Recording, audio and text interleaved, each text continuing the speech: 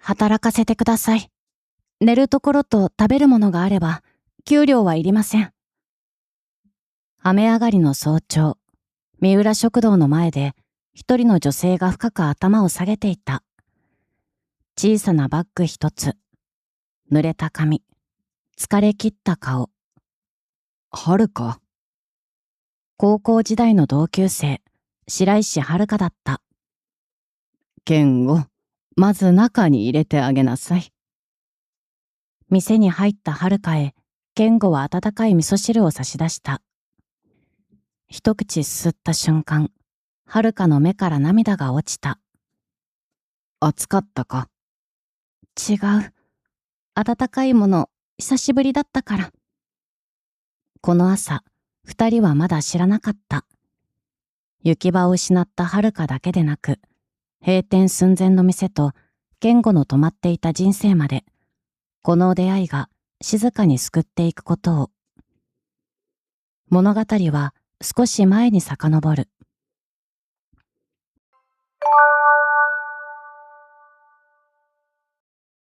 三浦食堂は、駅から15分ほど歩いた古い商店街の外れにある。12席だけの小さな店だった。昼は焼き魚定食、生姜焼き、親子丼。夜は酒と小皿料理を出す。どこにでもありそうな昔ながらの食堂。だが、父正人が生きていた頃は、昼になると店の外で客が待っていた。大将、また味噌汁うまくなったんじゃない？昨日と同じだよ。嘘つけ。味噌汁で褒めても何も出ないぞ。そんな会話が毎日のように聞こえていた。父は健吾によく言った。店が小さいからって出すものまで小さく考えるな。どういう意味？一人の客に一杯出すなら、その一杯だけは一番うまいと思って出せ。毎回？当たり前だ。面倒だな。だからお前はまだダメなんだ。父は豪快に笑った。その父が突然倒れたのは5年前の冬だった。心筋梗塞。病院へ駆けつけた時には、父の体には何本もの管がつながれていた。それでも意識はあった。健吾、喋んなくていい。店なんかいいよ。母さん。俺がいる。父は健吾の手を握った。頼んだぞ。わかった。健吾は何度もうなずいた。その翌朝、父は亡くなった。健吾の中に最後の言葉だけが残った。頼んだぞ。店を頼まれた。母を頼まれた。自分が全部守らなければならない。健吾はそう思った。翌年、今度は母千代が脳梗塞で倒れた。命は助かった。だが、左半身に麻痺が残った。それからの健吾は朝4時半に起きる。仕込み、母の朝食、身支度を手伝う。店を開ける。昼営業、片付け、病院、買い物、夜営業、閉店後に仕込み。寝る頃には日付が変わっている。それでも店は少しずつ暇になっていった。商店街を歩く人が減った。新しい飲食店もできた。父の常連客は高齢になり、一人、また一人と来なくなった。ある夜、最後の客が帰った。時計は午後8時45分。健吾はレジを開けた。その日の売り上げ、8400円。隣にはガス会社からの請求書。冷蔵庫の修理見積もり。母の薬代の領収書。健吾は椅子へ座った。誰もいない店。父の写真が壁からこちらを見ている。親父。返事はない。ごめん。声が自分でも驚くほど弱かった。俺、もう無理かもしれない。初めて口にした。だが、誰も聞いていない。しばらくして、健吾は立ち上がった。帳簿を閉じる。翌朝、いつも通りシャッターを開けた。誰にも言わなかった。母にも、友人にも、自分が限界に近いことを。そんな頃だった。雨の日が続いた。1日目、閉店間際に一人の女性が店へ入ってきた。焼き魚定食一つ。はい。女性は一番奥へ座った。スマートフォンを見るわけでもない。ただ、テーブルの一点を見つめている。定食を運ぶ。お待たせしました。ありがとうございます。食べる速度は遅い。しかし、米粒一つ残さず食べた。2日目、また来た。3日目も、同じ席、同じ焼き魚定食。健吾はどこかで見たことがあると思った。目元、声、箸を持つ癖。だが思い出せない。4日目、会計で女性の手が止まった。小銭を数え直す。もう一度数える。50円足りなかった。今日はいいですよ。でも、今度で。女性が顔を上げた。健吾は初めて真正面からその顔を見る。痩せていた。目の下に濃いクマ。それでも面影はあった。白石。女性の目が大きく揺れた。長い沈黙。やがて小さくうなずく。久しぶり、健吾くん。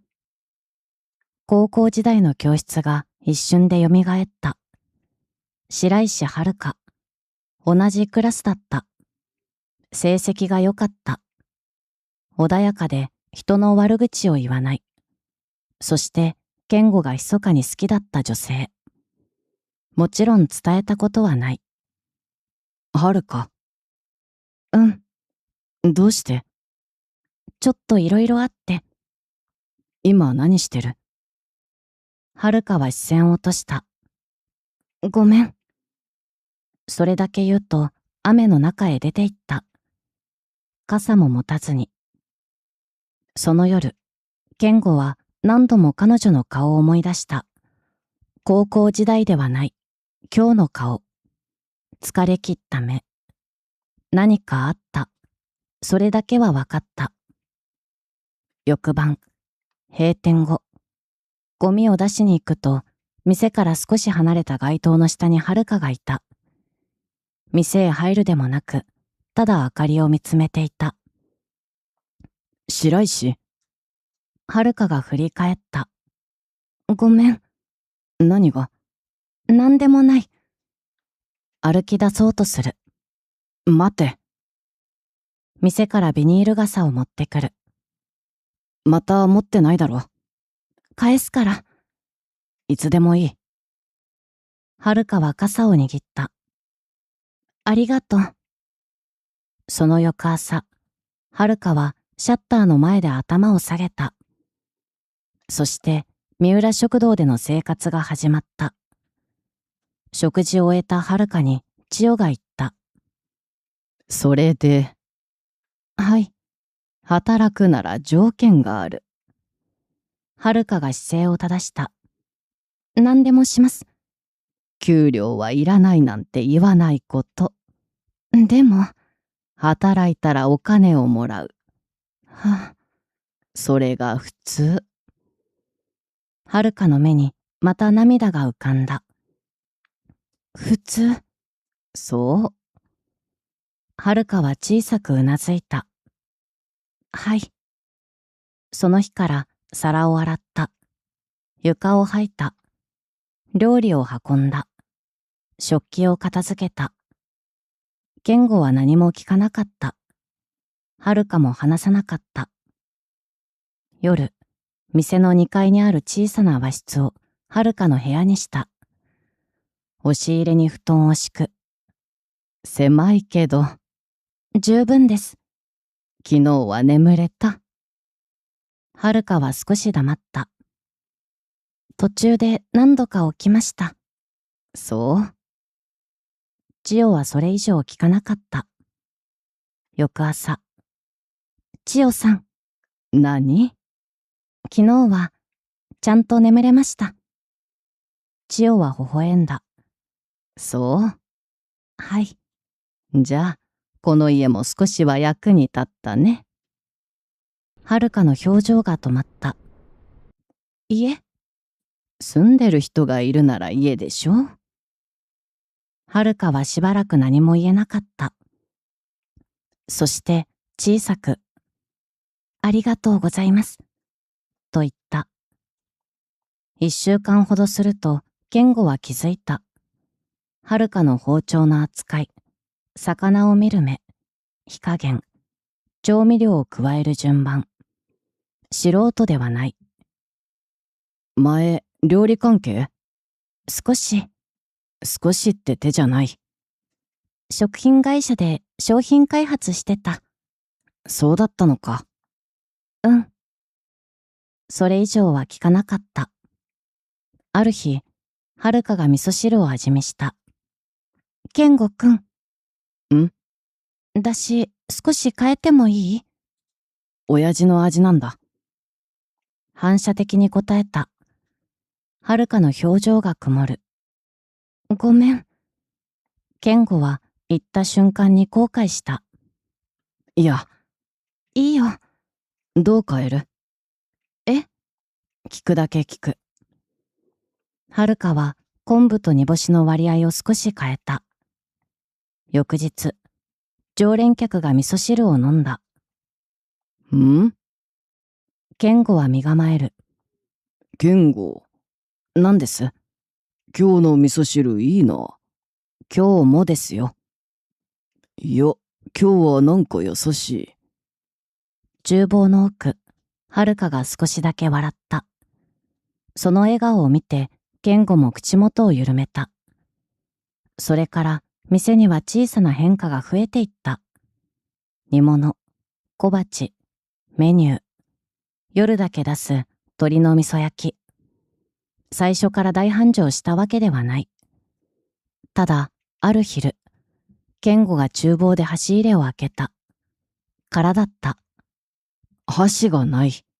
え？箸が足りない。店内を見る。全席埋まっていた。入り口には2人待っている。はるかも見る。2人は顔を見合わせた。買い足す？買い足そう。それだけだった。だが健吾には何年ぶりかわからないほど嬉しい出来事だった。その夜、レジを閉める。以前の2倍以上。健吾は数字を見つめた。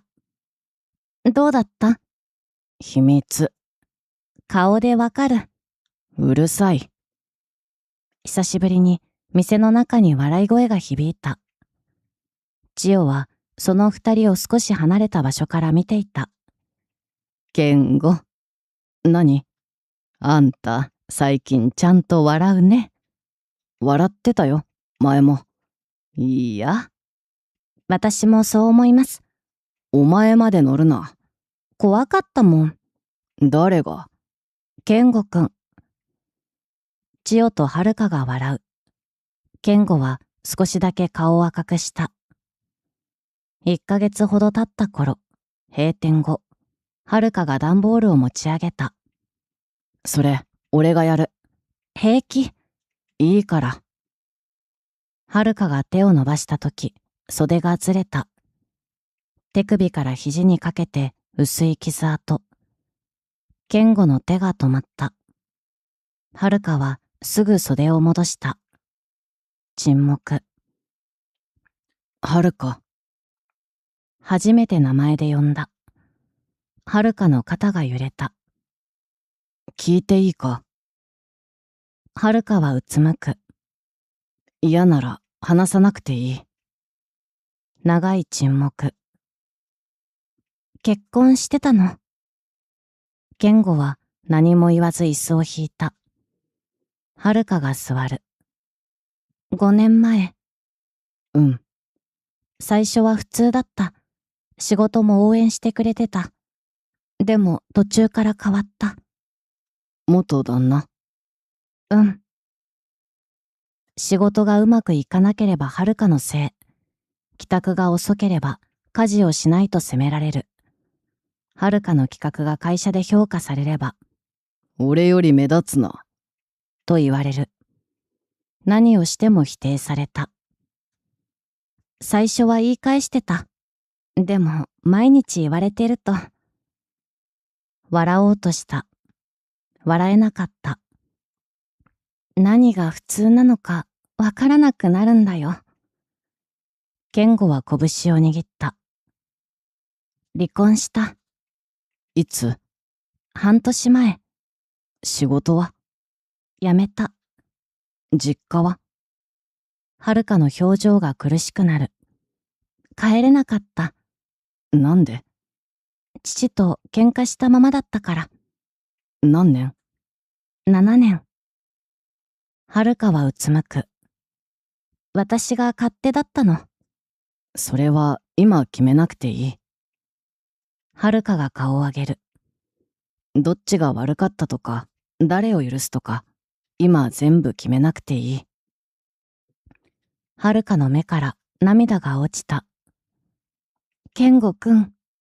ん？私、ここにいてもいい？健吾は少しだけ笑った。今さら何言ってんだよ。明日の仕込み6時。はるかは泣きながら笑う。早すぎ。働くんだろ？うん。じゃあ寝ろ。はい。数日後、スーツ姿の男性が店を訪れた。白石遥さんはこちらにいらっしゃいますか？どちら様ですか？男は名刺を出した。白石食品総務部。お父様からこちらを。封筒。その夜、健吾ははるかに渡した。はるかはなかなか開けられなかった。読まなくてもいい。読む。中には短い手紙。はるかへ、無事だと分かって安心しました。帰ってこいとは言いません。話したくなった時でいい。父より。ずるい。何が？こういうの。嬉しい？わからない。じゃあ、わからないままでいい。はるかは少し笑った。健吾くんって。何？答えを急がせないよね。面倒だから。台無し。数日後、店の前に元夫村瀬が現れた。はるか。はるかの顔から血の気が引いた。健吾はその変化だけで誰なのか察した。話がある。ここではやめて。連絡無視してるのそっちだろ。営業中です。あなた誰？店主です。夫婦の話なんで。元夫婦。以前ならうつむいていたのかもしれない。だが、はるかはゆっくり顔を上げた。必要な話は弁護士を通してください。大げさだろ。私は戻らない。声は震えていた。だが、視線はそらさなかった。健吾は何も言わなかった。ただ、半歩だけはるかの隣へ立った。村瀬は二人を見た。そして言葉を失ったようにしばらく立っていた。やがて何も言わず帰っていった。姿が見えなくなる。はるかの膝から力が抜けた。健吾が支える。大丈夫？怖かった。うん。今でも怖い。うん。はるかは涙を拭った。でも、逃げなかった。ちゃんと言えてた。私、少し変わったかな。少しだけ？最初よりかなり。最初？店の前で死にそうな顔してた。忘れて。無理。ひどい。泣きながら二人は少し笑った。その翌週、はるかは父へ電話した。もしもし。はるか。うん。沈黙。元気か？少しだけ。そうか。それだけではるかは言葉に詰まった。お父さん。うん。会える？もちろん。数日後、俊一が三浦食堂へやってきた。会社社長らしい威圧感はない。普通のジャケット。以前より白髪が増えた、ただの父親だった。久しぶり。おう。それだけ。二人とも次の言葉を見つけられない。健吾がお茶を置く。健吾。何？厨房。でも、親子の話に首突っ込むもんじゃない。二人きりになる。はるかは父の顔を見られなかった。俊一が先に口を開いた。はるか。うん。すまなかった。はるかが顔を上げた。お前が苦しい時に帰ってこられる家にしてやれなかった。違う。はるかは首を横に振った。私が勝手に出て行ったの。それでもだ。お父さんは結婚に反対してた。おう。私は聞かなかった。俺も。父の目が赤くなる。反対するだけでどうして心配なのかちゃんと話さなかった。親なら。声が詰まる。娘がどんな顔で帰ってきてもおかえりって言える家を残しておくべきだった。はるかの涙が一気に溢れた。今からでも。帰っていいの？父は首を横に振った。はるかの顔が曇る。帰ってこなくていい。え？ここがお前の居場所なら。父は店の中を見る。ここにいろ。はるかは父を見る。ただ、たまには顔を見せてくれ。父さん、それだけでいい。はるかは声を上げて泣いた。7年分、言えなかった言葉、戻れなかった時間、全部がその涙に混ざっているようだった。俊一も泣いた。親子の距離が一日で全て元に戻ったわけではない。それでも帰れる場所が一つ増えた。それだけで十分だった。その後、俊一は時々食堂へ来るようになった。ある日、はるかの鶏の味噌焼きを食べた。これ、お前が考えた？健吾くんと。そうか。しばらく食べる。やっぱり好きなんだな。何が？料理。はるかは小さくうなずく。うん。戻ってこいとは言わない。はるかが父を見る。うちじゃなくてもいい。でも、また商品開発やりたくなったら、料理を嫌いにならないでくれ。うん。数ヶ月後、白石食品が地域の小さな飲食店との共同商品企画を始めた。三浦食堂も一般応募で参加した。父の会社だから特別扱いはしない。料理名も店名も伏せた試食審査。健吾とはるかが出したのは鶏の味噌焼き。派手ではない。だが審査員の一人が言った。これ、また明日食べたくなりますね。その一言で、はるかは健吾を見た。健吾も少しだけ笑った。採用された。一部地域限定、期間限定。大成功でも人生大逆転でもない。それでも二人には十分だった。その夕方、健吾は父の写真の前へ採用通知を置いた。親父、写真を見る。一応、まだやってるよ。少し笑った。親父の味とは違うけどな。その時、後ろから千代の声がした。健吾。何？ちょっと座りなさい。急に？いいから。健吾は母の向かいへ座った。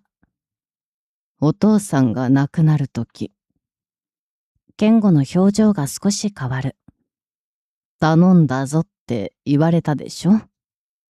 うん。あなた、何を頼まれたと思ってる？店と。少し間を置く。母さん。千代は静かに首を横に振った。違うの？亡くなる前の日。千代は窓の外を見る。お父さん、私に言ってたの。健吾は黙る。健吾は人のことばかりで自分を後回しにする。健吾の目が揺れる。俺がいなくなったら、あいつは店も母さんも全部一人で抱えるって。あ、だから。母は息子を見る。お父さんが頼んだのは店じゃない。健吾は何も言えない。健吾。千代の目にも涙がにじんでいた。あんた自身よ。健吾の時間が止まったようだった。5年間、朝から晩まで働いた。店を閉めてはいけないと思った。母を一人にしてはいけないと思った。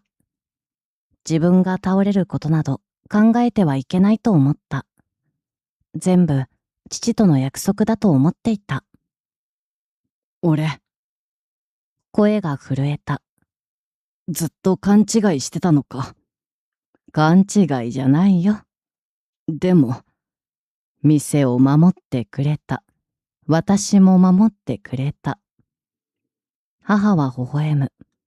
十分だよ。健吾の目から初めて涙が落ちた。今度は。千代は厨房にいる遥へちらりと目を向けた。自分の人生も守りなさい。健吾はうつむいたまま笑った。親父、ずるいな。父親ってそういうもんよ。母さんもだろ。私はもっとずるい。二人は泣きながら笑った。その夜、閉店後、遥と健吾は店の外のベンチに並んで座った。今日、千代さんと何話してたの？内緒。泣いた顔してた。玉ねぎ。定食屋の外で？細かいな。少し沈黙。ねえ。ん？あの日のこと覚えてる？何の日？働かせてくださいって言った日。あれ忘れるやついる？断られると思ってた。俺も断るつもりだった。ひどい。普通だろ。遥は笑った。そして少しだけ真剣な表情になる。でも。あの日、頭下げてよかった。健吾は黙って聞いた。怖かった。情けなかった。高校の同級生にあんな姿見られるのも嫌だった。でも、遥は夜空を見る。初めて言えたんだと思う。何を？助けてって。健吾は少し考えた。俺も似たようなもんだった。遥が見る。お前が来る少し前、健吾は初めてあの夜のことを話した。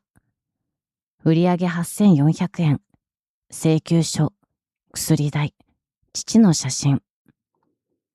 親父に言ったんだ。なんて？もう無理かもしれないって。遥は静かに聞いていた。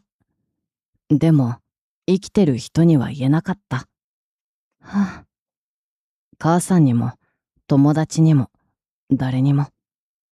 同じだね。だな。二人とも。遥は小さく笑った。助けてって言えなかったんだ。でも、お前は言った。うん。俺は言えなかった。言ってたよ。誰に？私に。健吾が遥を見る。今いなくなられると困るって。あれは店の話。本当に？うん。本当に店だけ？健吾は答えられない。遥は笑った。じゃあ。ん？おあいこだな。何が？助けたのも。少し間を置く。助けられたのも。遥はしばらく健吾を見つめていた。そしてゆっくりうなずいた。うん。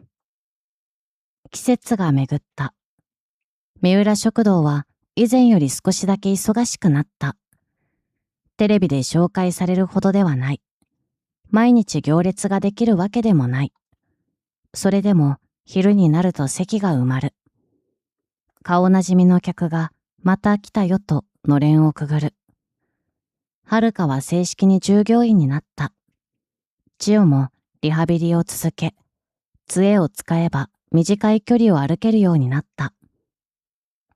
遥ちゃん。はい、そこの味噌取って。母さん、自分で取れるだろ。遥ちゃんに頼んだ方が優しいの。俺だって優しい。どこが？たまに。たまに？遥ちゃん、甘やかさなくていいよ。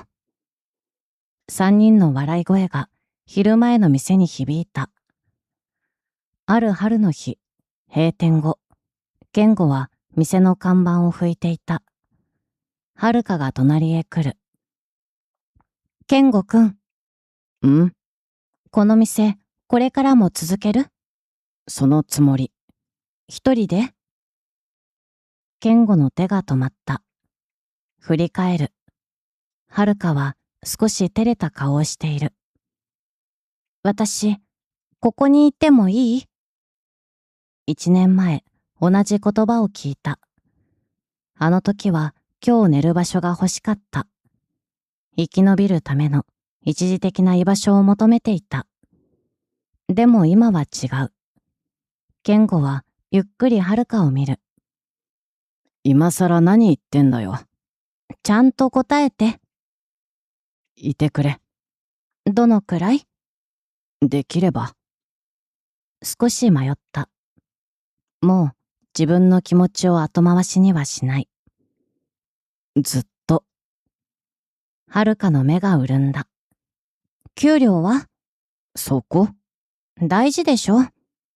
ちゃんと払います。住むところは？それは。遥が笑った。冗談。心臓に悪い。でも。遥は健吾の手を取った。ずっとは本気。健吾もその手を握り返した。俺も。それだけで十分だった。数ヶ月後、二人は家族だけを招いた小さな食事会を開いた。派手な披露宴ではない。三浦食堂を休みにして、千代と俊一、数人の友人、昔からの常連客、それだけ。健吾くん。はい。遥をよろしく。お父さん。なんだ？それ、もう言わなくていい。どうして？私は私だから。俊一は一瞬黙った。そして笑った。そうだったな。はるかは父を見る。でも、困ったら今度はちゃんと言う。父の目が赤くなった。おう。千代は最初から泣いていた。母さん早いよ。うるさい。まだ何も始まってない。もう十分始まってるよ。現在、朝5時半。まだ誰も歩いていない商店街。三浦食堂から味噌汁の香りが漂っている。鍋を見ている。はるかは隣で鶏肉に下味をつけている。健吾くん。何？今日の味噌汁ちょっと濃くない？親父の味だ。その言い訳、もう使えないよ。確かに。二人は笑う。店の奥から千代の声。朝ごはんまだ？今。千代さん、今日卵焼き甘め？甘め。俺の意見は？聞いてない。また笑い声。1年前、この店の前で、はるかは頭を下げた。働かせてください。本当は、その言葉の奥に、助けてください。が隠れていた。健吾は、彼女へ場所を差し出した。でも、後になってわかった。場所をもらったのは、健吾も同じだった。閉店寸前だった店。父の最後の言葉。介護、責任。何もかも一人で抱え、止まっていた健吾の人生に、はるかが入ってきた。助ける人と、助けられる人。人間関係は、そんな風にきれいに分けられるものではない。今日支える側だった人が、明日は支えられる。差し出した手を、今度は自分が握ってもらう。それでいい。人は一人で全部を抱えられるほど強くない。本当の強さは何があっても一人で立つことではなく、もう無理だと思った時に誰かへ言えることなのかもしれない。助けて。ここにいてもいい？たった一言が止まっていた人生をもう一度動かすことがある。そして自分が誰かに差し出した居場所が、いつの間にか自分にとっても帰りたい場所になっていることがある。はるか。何？そろそろ開けるぞ。うん。二人は並んで店のシャッターを上げた。朝の光が古い食堂の床へゆっくり差し込んでいく。父から受け継いだ鍋、使い込まれた包丁、母の笑い声、そして並んでかけられた二人分のエプロン。変わらないものと変わっていくもの、その両方を抱えながら、今日も三浦食堂の一日が始まる。最後までご覧いただきありがとうございました。あなたにも一人で抱え込んでしまい、誰かに助けてと言えなかった経験はありますか？あるいは誰かの何気ない一言や優しさに救われたことはありますか？よければコメントで教えてください。人生には自分一人では越えられない夜があります。そんな時、誰かに頼ることは決して弱さではありません。差し出された小さな手が人生をもう一度歩き始めるためのたった一つの温かな光になることもあるのです。また次の物語でお会いしましょう。